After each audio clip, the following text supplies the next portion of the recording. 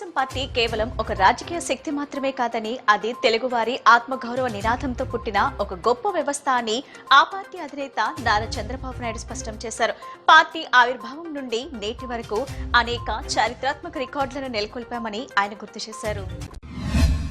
జిల్లా వ్యాప్తంగా వేసవి నేపథ్యంలో ప్రజల ఆరోగ్య భద్రతపై ప్రత్యేకంగా దృష్టి సారించామని జిల్లా కలెక్టర్ డాక్టర్ జి లక్ష్మీష తెలిపారు.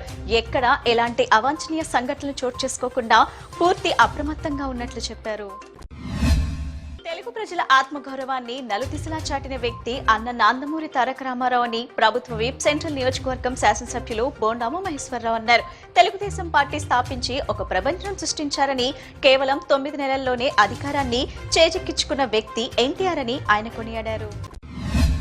తెలుగు జాతి ఖ్యాతిని విశ్వవ్యాప్తంగా చాటిన మహనీయుడు నందమూరి తారక రామారావు అని స్వచ్ఛ ఆంధ్ర కార్పొరేషన్ చైర్మన్ కొమ్మారెడ్డి పట్టాభిరామ్ పేర్కొన్నారు.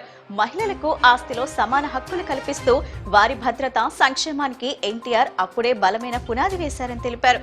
ప్రస్తుతం యువ నాయకుడు నారా లోకేష్ కార్యకర్తే అధినేత అనే సిద్ధాంతాన్ని ప్రవేశపెట్టి కార్యకర్తల సంక్షేమం మరియు గౌరవానికి పెద్దపీట వేస్తున్నారన్నారు.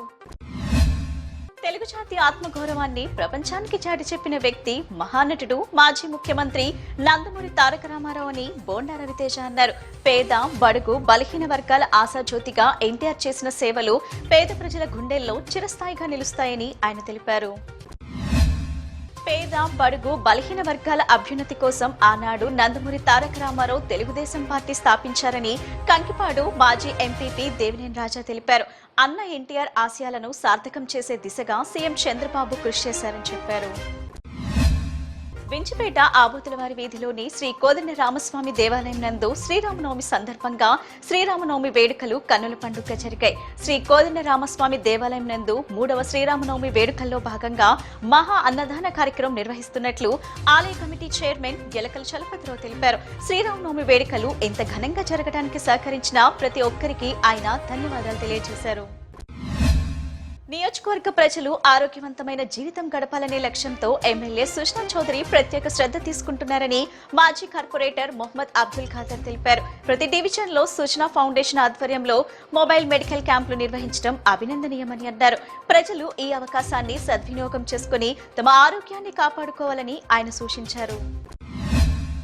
మానవ సేవయే మాధవ సేవగా భావిస్తూ ఆపదలో ఉన్న వారికి అండగా నిలుస్తున్నామని స్పందన సేవా సమితి అధ్యక్షులు కృష్ణప్రసాద్ తెలిపారు. పుల్వామా దాడిలో అమరులైన జవాన్ల కుటుంబాలకు అండగా నిలవడంతో పాటు దివ్యాంగులకు, అనారోగ్యంతో బాధపడుతున్న చిన్నపిల్లలకు అండగా నిలుస్తున్నామన్నారు. ప్రతి ఒక్కరూ సేవాభావంతో ముందుకు సాగాలని ఆయన కోరారు.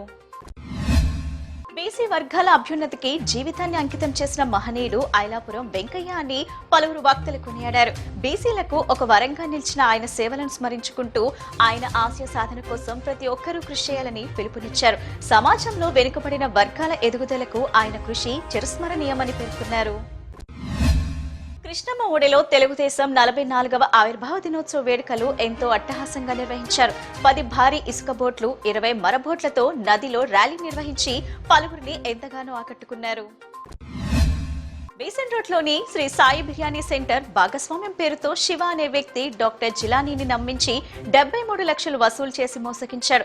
అగ్రిమెంట్ ప్రకారం హోటల్ హక్కులు కల్పించకపోగా కోర్టు ఆదేశాలను బేఖతరు చేస్తూ బాధితుడిని లోపలికి రాకుండా అడ్డుకుంటూ ప్రాణహాని తలపెడుతున్నాడు. తనతో పాటు మరికొందరిని కూడా సుమారు 2 కోట్ల మేర ముంచాడని ఆరోపిస్తూ న్యాయం చేయాలని కోరుతూ డాక్టర్ జిలానీ కుటుంబ సభ్యులతో కలిసి హోటల్ ఎదుట ధర్నా చేపట్టారు. తమకు రావాల్సిన సొమ్ముని ఇప్పించి దౌర్జన్యానికి పాల్పడుతున్న శివ నుండి రక్షణ కల్పించాలని బాధితుడు పోలీసులను వేడుకుంటున్నారు.